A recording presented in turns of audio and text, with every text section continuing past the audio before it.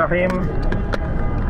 আমরা অত্যন্ত ভারাক্রান্ত হৃদয় নিয়ে আজকে গণমাধ্যমের সামনে দাঁড়িয়েছি। সত্যিকার অর্থে বাংলাদেশের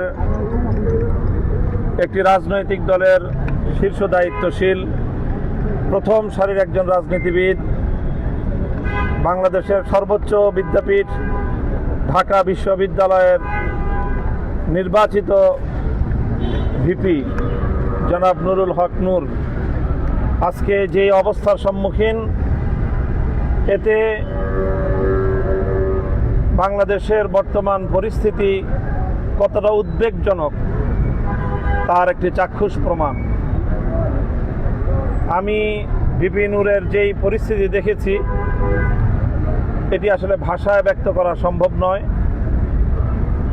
তার ডান চোখ যেভাবে ইনজুরির শিকার হয়েছে এবং মাথায় যে আঘাতের চিহ্ন দেখলাম, এবং নাকে তো দেখা যায় না, ওখানে সম্পূর্ণ ব্যান্ডেজ করা, এক ভীতিকর ভয়াবহ অবস্থা এক কথায় বলতে গেলে।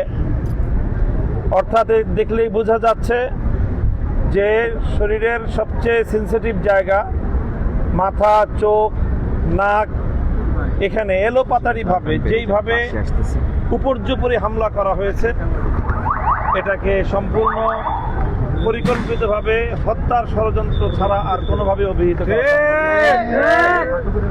নুরুল হক নূর সাহেবকে যেভাবে আঘাত করা হয়েছে এবং তার দলীয় নেতাকর্মীদেরকে, এমনকি তাদের দলীয় কার্যালয়ে ঢুকে আইন শৃঙ্খলা রক্ষাকারী বাহিনীর সদস্যরা এইভাবে তাদের উপর চড়াও হয়েছে। বাংলাদেশে এখন রাজনীতিবিদ হিসেবে আমরাও আমাদের জীবনকে নিয়ে আমরা আজকে শঙ্কিত, আমাদের নিরাপত্তা নিয়ে আমরা আজকে শঙ্কিত। আমরা অত্যন্ত উদ্বেগ এবং উৎকণ্ঠার সাথে যে কথাটি ব্যক্ত করতে চাচ্ছি, সেটা হলো এই: আজকে এই 29শে আগস্টের এই হামলা, এটা আমাদেরকে মনে করিয়ে দিচ্ছে যে 2024-এর 5ই আগস্ট পূর্ববর্তী পুলিশের চরিত্র কোনো পরিবর্তন ঘটেনি। তার চেয়ে ভয়ঙ্কর বিষয় হলো এই যে এই হামলা যজ্ঞের সঙ্গে সরাসরি বাংলাদেশের মানুষের আস্থার সর্বশেষ যে জায়গাটুকু ছিল, সেই সেনাবাহিনীকেও কলঙ্কিত করে দেওয়া হলো।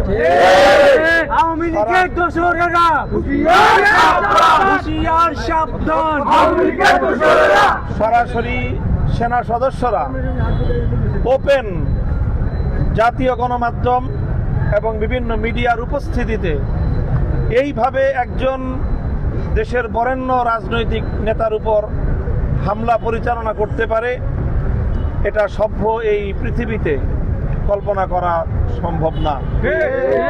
কাজে আমরা মনে করি দেশ আজ গভীর সংকটের মুখে।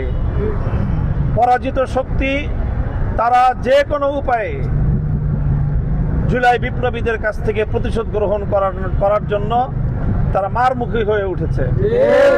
কাজেই এই পরিস্থিতিতে আমি বলতে চাই, বাংলাদেশের দেশপ্রেমিক রাজনৈতিক সকল পক্ষ, দেশের আপামর জনসাধারণ, সারা দেশের সকল ছাত্র জনতা, আজকে এই পরিস্থিতিতে শুধু এক ভিপি নুরুল হক নূরের উপর হামলা হয়েছে, এটি আসলে তাদের একটি টেস্ট কেস।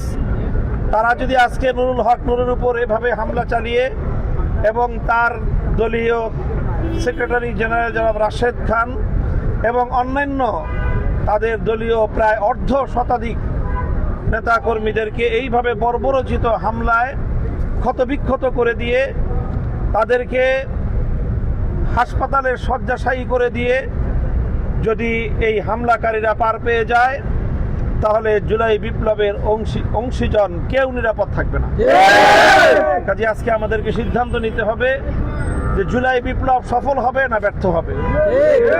আমরা, আমাদের ভাইয়েরা সহস্রাধিক তাজা প্রাণ রক্তের বিনিময়ে যেই ফ্যাসিবাদকে বাংলার মাটি থেকে উৎখাত করেছে, তারা আবার এভাবে 1 বছর অতিক্রান্ত হতে না হতেই আবার সে আগস্টে তারা আমাদের নেতৃবৃন্দকে রক্তাক্ত করে পাল্টা চ্যালেঞ্জ ছুড়ে দিয়েছে। রক্তের বন্যায় ভেসে যাবে অন্যায়। কাজেই আমরা ডাক্তারদের সাথে কথা বলেছি, বিভিন্ন নুরুল হক নূরের অবস্থা সংকটাপন্ন, আরও কয়েকদিন লাগবে হয়তো, তারপরে পরিপূর্ণ অবস্থা অনুমান করা যাবে যে ক্ষত এবং আঘাতের চিহ্নটা কতটা গভীর, মস্তিষ্কের ক্ষতটা কতটা গভীর এবং তার চোখের কি অবস্থা। তো এইভাবে এই বাংলাদেশের এই নৃশংস এবং এই রকম পরিকল্পিত যৌথ বাহিনীর হামলায় শিকার হয়ে আজকে আমরা জুলাই বিপ্লবের অংশীজন সকলকে বলবো যে আমাদের আর হাতে সময় নেই। এই মুহূর্তে ঐক্যবদ্ধভাবে এই ষড়যন্ত্রকারীদেরকে, ফ্যাসিবাদ এবং তার দোসরদেরকে যদি আমরা মোকাবেলা করতে না পারি, তাহলে বাংলাদেশে দেশপ্রেমিক জনতা থাকতে পারবে না।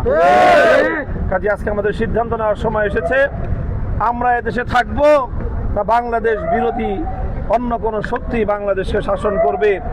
দেশের অস্তিত্ব এবং দেশের স্বাধীনতা আজকে প্রশ্নের সম্মুখীন, হুমকির সম্মুখীন।